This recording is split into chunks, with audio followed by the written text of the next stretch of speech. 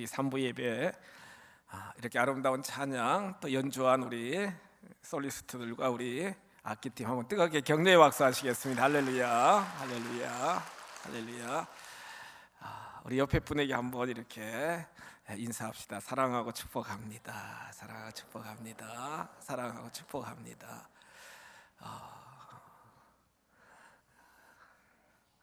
빠른 세월의 흐름 속에 여러분 12월을 우리가 이렇게 쭉 맞이했습니다. 여러 가지 위기 속에서 우리의 마음은 여러 가지 많은 불안과 두려움과 염려와 걱정으로 점철된 그러한 나날들을 우리가 보내고 있습니다. 삶을 살아가면서 우리의 마음은 연약해질 때가 참으로 많이 있지 않아요. 정신과 의사인 김명수 박사는 보통 사람들의 마음은 모두 커피잔이다. 커피잔. 여러분, 깨어지기 쉬운 커피잔이라는 거예요. 아무리 발부둥 쳐도 냉면 그릇이 될 수 없다. 삶에 여러 가지 많은 고난이 닥치고 위기가 닥칠 때 연약한 마음은 깨어지기 쉽다. 이렇게 그 저널에서 글을 쓴 걸 제가 읽어보게 되게 되었습니다. 깨어지기 쉬운 마음, 찢어지기 쉬운 마음, 또한 여러 가지 삶의 영역 속에서 정말 침체될 수밖에 없는 마음이라는 거죠.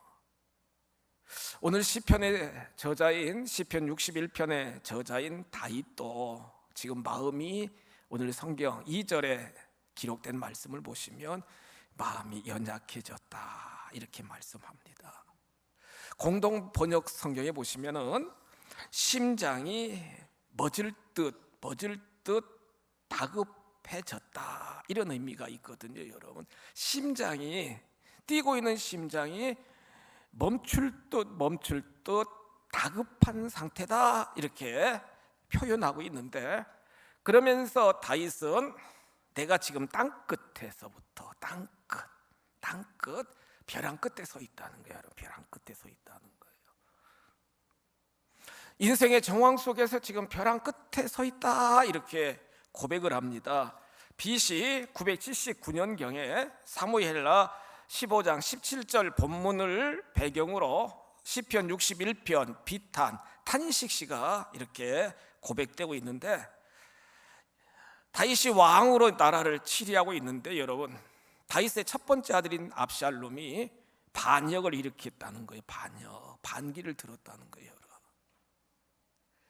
아버지를 몰아내고 자기가 이제 왕자를 찬탈해가지고 왕이 되고자 반기를 쭉 일으키게 되게 되었는데, 사무엘하 15장 20절 이하에 보시면 다윗이 얼마나 다급했는지 맨발로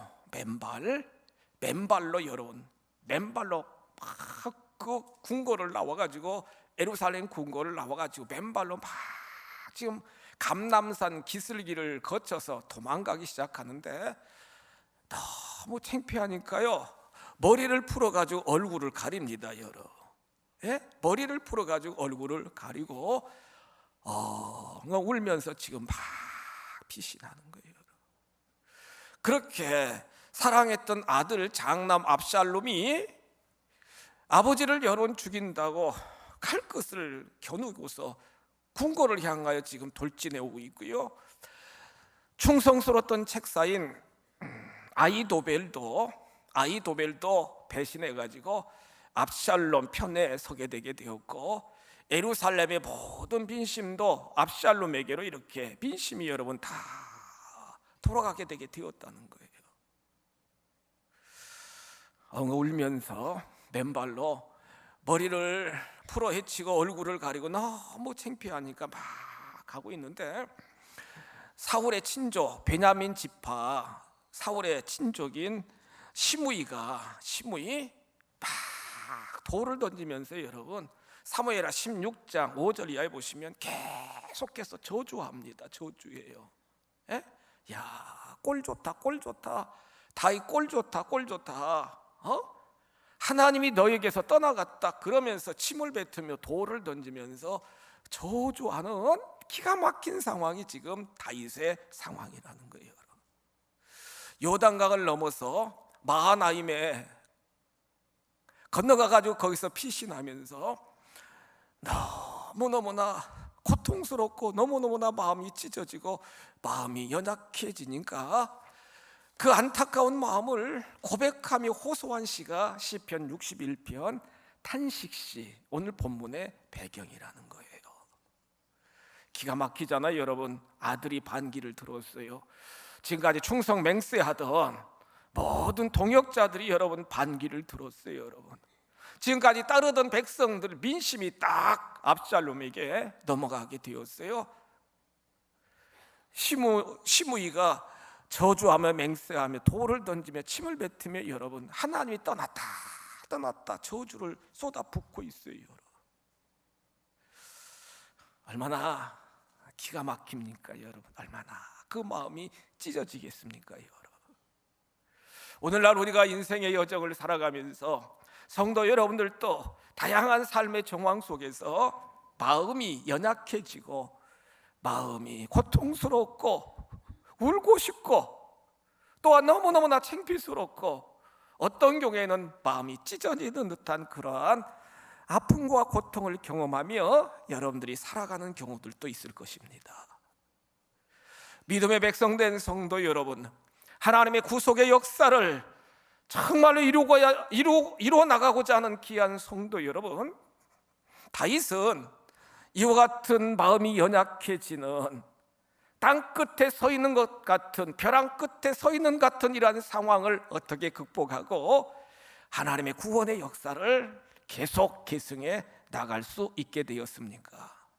그 비결을 오늘 1절로 4절 말씀을 통해 우리가 깊이 깨달으시면서 저와 여러분들도 마음이 연약해질 때에, 삶의 고난이 닥칠 때에 넉넉히 이기시는 믿음의 장부들이 다 되시기를 주님의 이름으로 축복합니다. 벼랑 끝에서, 땅 끝에서 마음이 연약해질 때 다윗은 어떻게 극복했습니까? 첫째로 하나님께 부르짖었습니다. 성도 여러분, 하나님께 부르짖었다는 거예요. 시편 61편 1절과 2절 말씀을 우리가 보십시다, 여러분. 하나님이여 나의 부르짖음을 들으시며 내 기도에 유의하소서. 다윗이 기가 막힌 절망적인 상황 속에서 그가 시편 61편 1절에서 뭐라고 고백합니까? 하나님이여 나의 부르짖음을 들으시며 내 기도에 유의하소서. 2절 말씀 보실까요? 내 마음이 약해질 때에 땅 끝에서부터 주께 부르짖으오리니. 땅 끝에서부터 하나님께 부르짖기 시작했다는 거예요.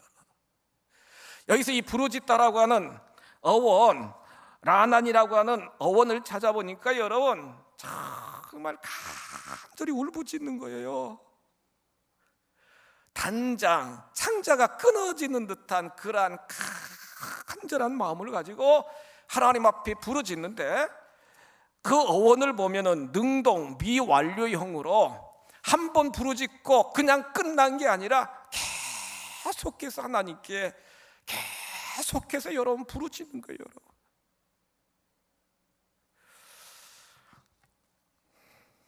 처절하게, 어떻게 보면은 목숨 걸고 하나님 앞에 매달리는 기도의 사람 다윗의 모습을 우리가 말씀을 통해 볼 수 있게 되는 거예요. 다윗의 삶은 10대 시절에 사무엘 선지자에 의해서 장차 왕으로 기름 부음을 받게 되게 되었고요. 우리가 익히 아는 것처럼 거인 골리앗도 예수의 하나님의 이름으로, 만군의 여호와의 이름으로 물맷돌 가지고 가서 결국에는 여러분 거인 골리앗도 완전히 죽이게 되게 되었고, 그런데 20대 나이 30세까지 기가 막히게 10년 동안 기나긴 세월 동안 그는 인고의 세월을, 고난의 세월을, 정말 환난의 세월을 그는 경험하게 되게 되었잖아요, 여러분. 우리들처럼 편안한 안식처도 없었어요, 여러분. 동굴에서 지내고 골짜기에서 지내고 광야에서 지내고 적국 앞에 가가지고 여러분 미친 짓 하면서 거품을 그냥 토해내면서 여러분 눈을 뒤집어 까면서 여러분 미친 채 하면서 비참하게 고난의 연속, 삶의 고난을 그는 늘 경험하며 인생을 살아가게 되게 되었다는 거예요. 시편 23편에서 그는 뭐라고 고백합니까? 내가 사망의 음침한 골짜기를 다닐지라도, 사망의 음침한 골짜기가 계속 다이되게 계속 엄습해 오게 되게 되었다는 거예요. 그러나 그런 상황 속에서 다윗은 사울 왕이 죽이려고 계속 추격대를 동원시켜 계속 추격하는 그런 상황 속에서 그가 살아갈 수 있었던 비결은 뭐냐?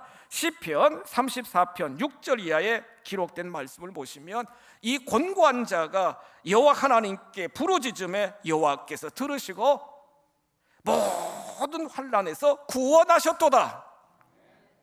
곤고한 삶이라는 거예요, 여러분. 평안한 삶이 아니라 곤고한 삶 속에서 여호와 하나님 앞에 부르짖습니다, 여러분. 계속 부르짖어요. 그랬더니 하나님께서 모든 환난에서 그 자기 자신뿐만 아니라 간구하는 모든 자들의 모든 환난에서 구원하여 주셨도다. 그렇습니다, 여러분. 하나님께서는 부르짖는 자들에게 영적인 구원뿐만 아니라 삶의 모든 고난, 내 마음이 연약해지는 그런 상황, 내 삶이 정말로 곤고한 모든 상황 속에서도 구원하여 주시는 아버지 하나님이십니다. 하나님께 부르짖으면 하나님은 치유의 능력을 발하여 주셔서 치료하여 주시는 놀라우신 아버지 하나님이십니다. 소경 거지로 여리고 지역에서 얻어먹던 그러한 형제, 마가복음 10장 46절 보시면 바디메오가 겉옷을 걸치고 사람들에게 동냥질하면서 살아가던 그 형제가 예수님이라고 하는 소리를 듣게 되었습니다. 다윗의 자손 예수여, 다윗의 자손 예수여, 간절하게 부르짖잖아요. 주변의 사람들이 잠잠하라고 꾸짖습니다. 그냥 여러분 좋은 소리 했겠어요? 막 욕지거리도 하고 뭐 하여튼 별의별 얘기를 다 했을 거예요. 너무 창피스러웠을 거예요, 여러분. 그런데도 다윗의 자손 예수여, 나를 불쌍히 여겨주세요. 나를 불쌍히 여겨주세요. 지나가시던 예수님이 발걸음을 멈추시고 바디메오를 부릅니다. 내게로 오라고 부릅니다. 입고 있던 겉옷을 집어 던지고 그 예수님에게 달려가는 그 놀라운 그 간절한 부르짖음과 그 믿음을 우리 예수님은 보시고 내 믿음대로 될지어다, 믿음대로 될지어다, 눈을 뜨게 되는 역사가 일어난 줄 믿습니다. 부르짖으면 이렇게 구원이 임하고, 부르짖으면 이와 같이 여러분 치유의 역사가 일어나고, 부르짖으면 하나님의 응답이 임하시는 줄 믿으시기 바랍니다. 너는 내게 부르짖으라, 내가 내게 응답하겠고 내가 알지 못하는 크고 은밀한 일로 내게 채우리라. 예레미야 33장 3절에서 우리 하나님은 분명하게 말씀하고 계시지 않습니까? 새벽마다 우리가 창세기 말씀을 쭉 강의하면서 많은 은혜를 받고 있는데, 창세기 32장 31절 이하에 보시면 야곱이 20년 만에 가족들과 함께 여러분 하나님이 허락한 큰 부를 가지고 여러분 가나안 땅으로 돌아옵니다. 그렇잖아요. 근데 문제가 생겼어요. 20년 동안 계속 복수심으로 분노로 가득 찬 형님 에서가 400명의 사병을 거느리고 지금 가나안 땅으로 오고 있는 야곱 모든 일가족을 죽이려고 여러분 막 쫓아오고 있어요. 여러분 야복강가로 쫓아오고 있어요. 여러분. 창세기 34장 24절에 보시면 야곱은 딱 홀로 남았습니다. 홀로 남았어요. 야복강가에서 홀로 남았어요. 그러면서 어떤 사람, 하나님의 사자죠 여러분, 밤새도록 씨름합니다. 하나님 복을 내려주세요. 하나님 구원하여 주세요. 하나님 정말로 제 마음이 찢어지고 제 마음이 연약하고 제 마음이 지금 죽을 지경인데 하나님 살려주십시오. 하나님이 복을 내려주시지 아니하시면, 응답해 주시지 아니하시면 절대로 제가 이 손을 놓지 않겠습니다.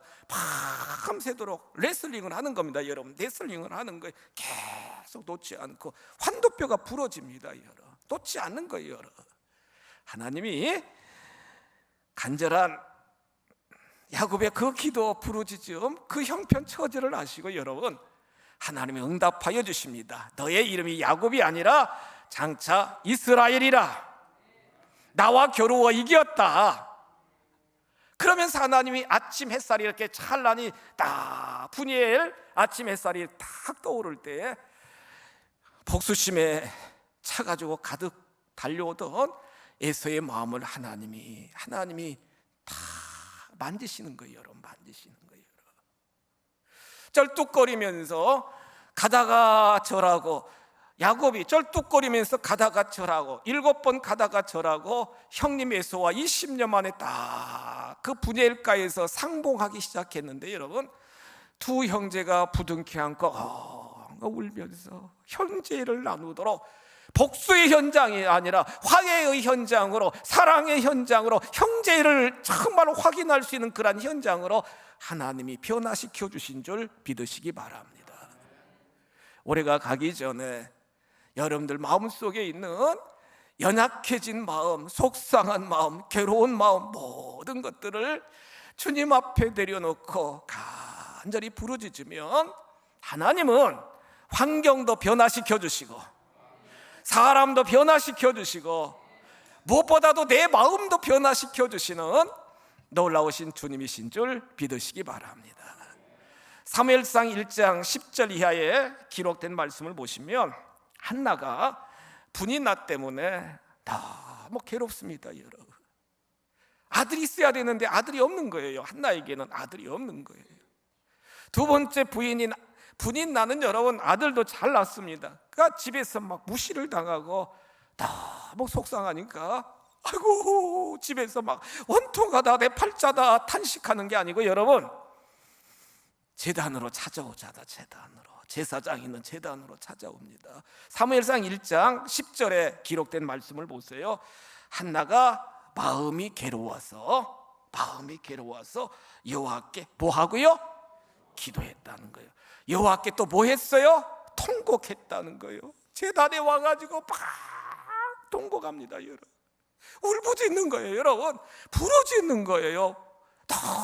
너무 마음이 괴로우니까, 마음이 막 찢어지니까 집에서 앉아가지고 막 남편 헐뜯고 자기 자신을 비하시키고 완전히 여러분 원망하는 것이 아니라 성소에 와가지고 괴로운 마음을 하나님 앞에 통곡하면서 울면서, 계속 울면서 부르짖잖아요. 여러분, 들으시는 하나님, 아시는 하나님, 응답하시는 아버지 하나님이신 줄 믿으시기 바랍니다.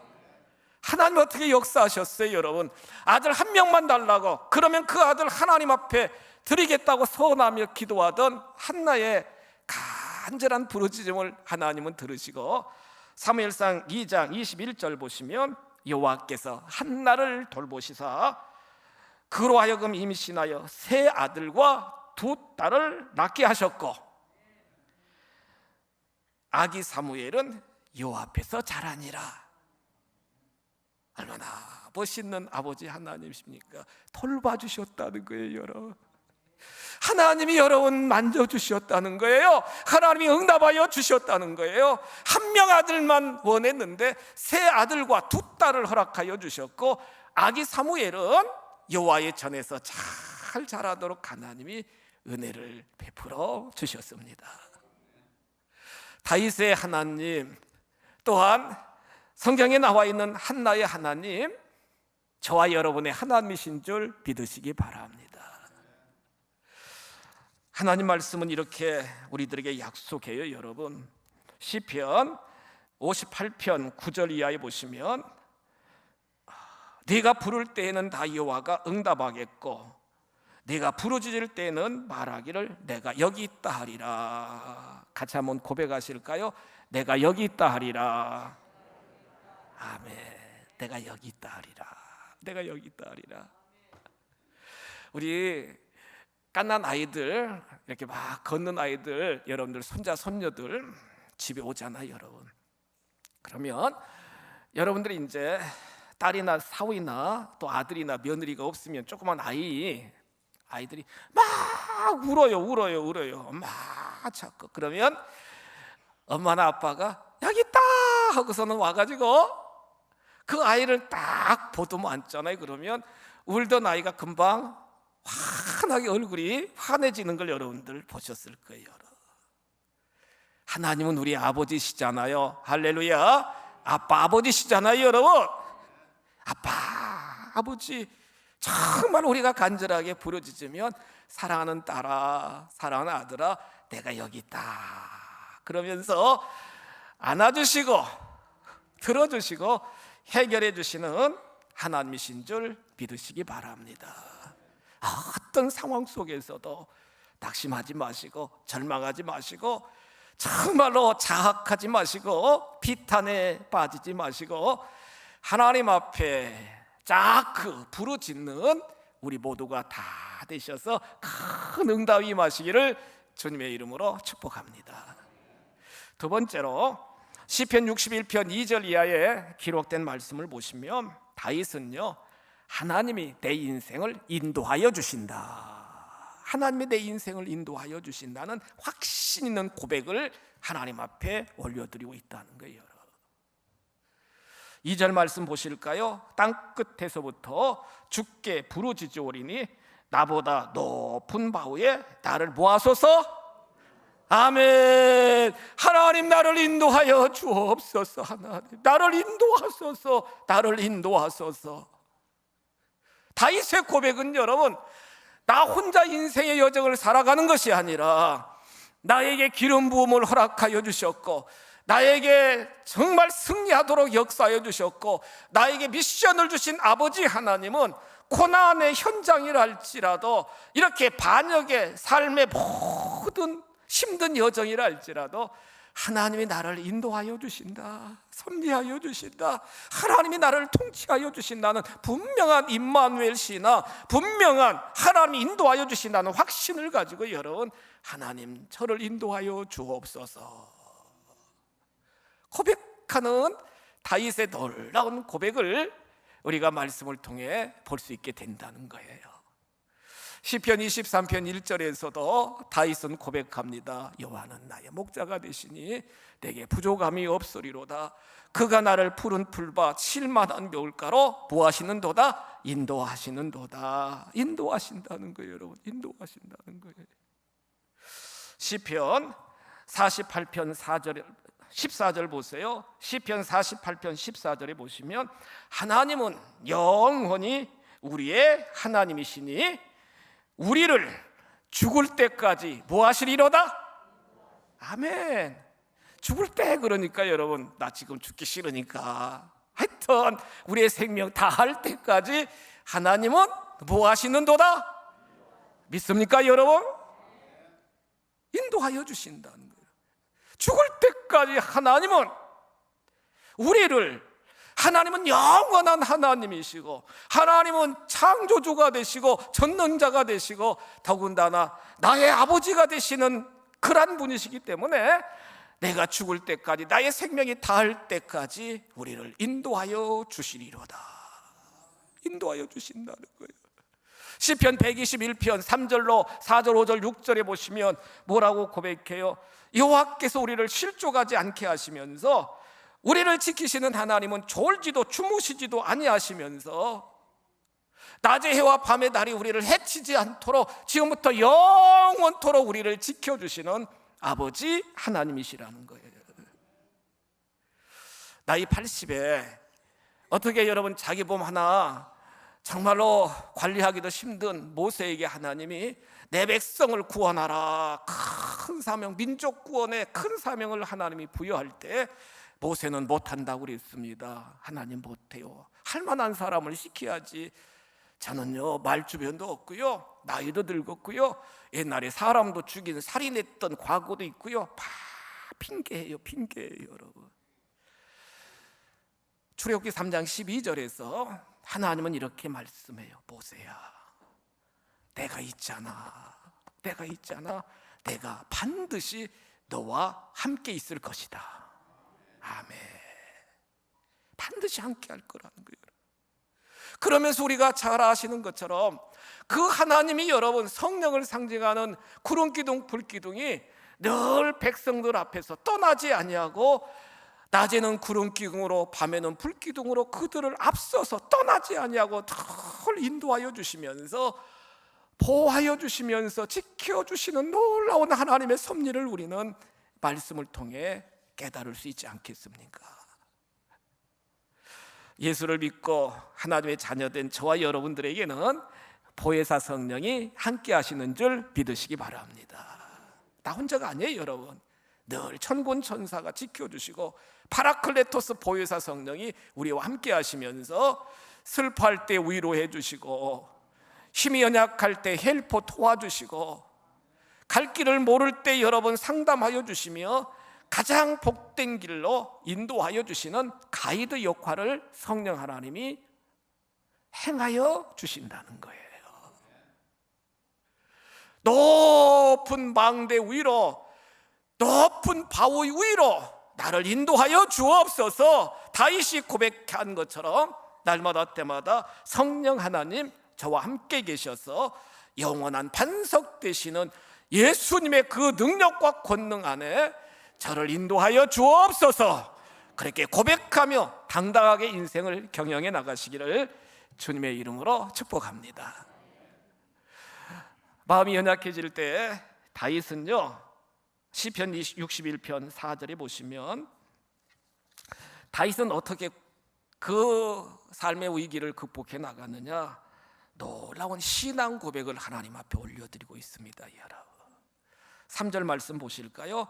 주는 나의 피난처시요 원수를 피하는 견고한 망대이십니다. 이렇게 고백해요. 여러분 참 중요한 건 이 말하고 여러분 삶의 위기가 닥치고 어려움 닥칠 때에 마음이 여러분 연약해질 때 우리가 이 말 고백하는 것이 정말 중요한데, 말은요 각인력도 있고 추진력도 있고 말은 말대로 그렇게 역사하는 힘이 정말 강한 걸 우리가 볼 수 있는데, 어려운 일 닥치면 아이고 나는 죽었다 내 팔자야 하고 막 절망하는 경우도 있고요. 여러분 마음이 연약해지고 막 속상한 막 원망을 막 쏟아 붓는 경우 있고요. 여러분 막 그런 경우들이 많잖아요. 입술로 막 뱉어버리잖아요, 여러분. 그런데 오늘 시편 61편 3절에 보시면 다윗은 이렇게 고백합니다. 주는 나의 피난처이십니다. 어떤 원수를 피할 수 있는 견고한 망대이십니다. 아멘. 피할 수 있는 망대가 될 수 있다는 거예요. 피난처시라는 거예요. 인생을 살아가면서 여러분 날마다 때마다 여러분들 바른 신앙 고백, 입술의 고백을 하시기를 주님의 이름으로 축복합니다. 새벽에 창세기 말씀을 우리가 묵상하면서 창세기 42장 28절 이하에 보시면 야곱이 막 원망해. 어찌하여 막 원망해요. 여러분 10명의 아들 애굽으로 내려가서 곡식 싸우라고 보내게 되었는데, 곡식은 가져오긴 했는데 여러분 그 총리가 막내 베냐민을 데려오지 않으면 지금 감금하고 있는 시므온도 풀어줄 수가 없고 너희들 다 정탐꾼이다. 그러니까 막 아버지한테 와서 보고를 그 9명의 아들들이, 야곱의 아들들이 보고하니까 어찌하여 동생 베냐민 막내가 있다고 이야기하고 어찌하여 나에게 이렇게 해를 끼치고 화를 당하게 하느냐고 막 원망하고 여러분 막 자식들에게 막 혼내주고 난리요. 어찌하여 막 탄식을 해요. 여러분 그러다가 유다가 아버지 제가 책임지고 베냐민 데려오고 시므온도 데리고 오겠습니다. 베냐민을 데리고 가야 곡식을 사와서 우리 가족들 다 살 거 아닙니까? 막 설득해요, 아버지를요. 여러분 창세기 43장 14절 이하에 보시면 야곱이 달라집니다. 여러분, 고백이 달라져요. 고백이 달라져요. 창세기 43장 14절에 보시면 어찌하여 하던 그 야곱이, 본문 보세요 여러분, 전능하신 하나님께서, 같이 한번 고백하실까요? 전능하신 하나님. 아멘. 전능하신 하나님으로 고백해요 여러분. 야곱이 전능하신 하나님, 그러면서 은혜를 베풀어 주소서, 은혜를 베풀어 주소서.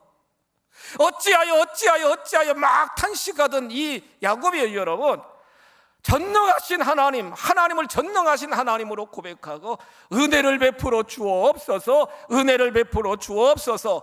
행여나 베냐민이 잃어버린다 할지라도, 죽는다 할지라도 감당하겠습니다. 철저히 자기 자신을 낮추고 전능하신 하나님으로 은혜를 베풀어 달라고 고백하는 말의 고백이, 신앙 고백이 달라졌어요 여러분. 하나님은 요셉을 통하여, 야곱의 70명의 가족을 통하여 큰 아브라함 때부터 약속하신 구원의 역사를, 하나님의 놀라운 구원의 파노라마를 지금 쫙 전개시키기 위한 하나의 과정인데, 야곱은 어찌하여 막 자기 생각으로, 여러분, 자기 생각으로 그러다가 전능하신 하나님 은혜를 베풀어 주옵소서, 자기를 다 내려놓고 하나님 앞에 모든 걸 위임하고 위탁하는 야곱의 모습을 우리가 말씀을 통해 볼 수 있게 된다는 거예요. 여러분, 상황 속에서 하나님이 살아 역사하심을, 하나님이 주의 날개 아래로 4절에 기록된 말씀처럼 우리를 늘 품어주심을 여러분들은 확신하시면서 바른 신앙 고백을 올려드리는 저와 여러분들이 되셔야 될 줄 믿습니다. 전능하신 하나님, 은혜를 베풀어 주옵소서, 긍휼을 베풀어 주옵소서, 문제를 해결하여 주옵소서, 하나님이 합력하여 선을 이루게 하여 주실 줄 믿습니다. 이와 같은 놀라운 신앙 고백을 하나님 앞에 올려드리시면 하나님은 들으시고 아시고 하나님이 해결하여 주신다는 거예요. 아들이 반역하여 아버지를 죽이려 하고, 대신들이 반역하고, 백성들이 여러분 민심이 돌아간 상태에서 맨발로 머리를 가리고 정말로 울면서 그 마하나임에 거하면서 그는 부르짖었고요, 인도하여 주심을 확신하게 되게 되었고요, 바른 신앙 고백을 하면서 주의 날개 아래로 인도하심을 확신하며 고백하게 될 때 하나님이 압살롬의 반역을 다 진정시켜 주셨고, 다시 예루살렘 그 궁궐로 들어가도록 역사해 주셨고, 하나님의 구원의 역사가 마음껏 펼쳐질 수 있도록 하나님이 인도하여 주셨습니다. 마음이 연약해지고, 마음이 슬프지고, 마음이 찢겨지고 그런 상황이 있는 여러분들 계실 것입니다. 하나님이 살아계시고 함께 하시고 도와주심을 확신하며 간구와 신앙 고백으로 날마다 때마다 늘 어려움을 이겨내가고 하나님의 구원의 역사를 마음껏 펼쳐나가시는 킹덤 빌더들이 다 되시기를 주님의 이름으로 축복합니다.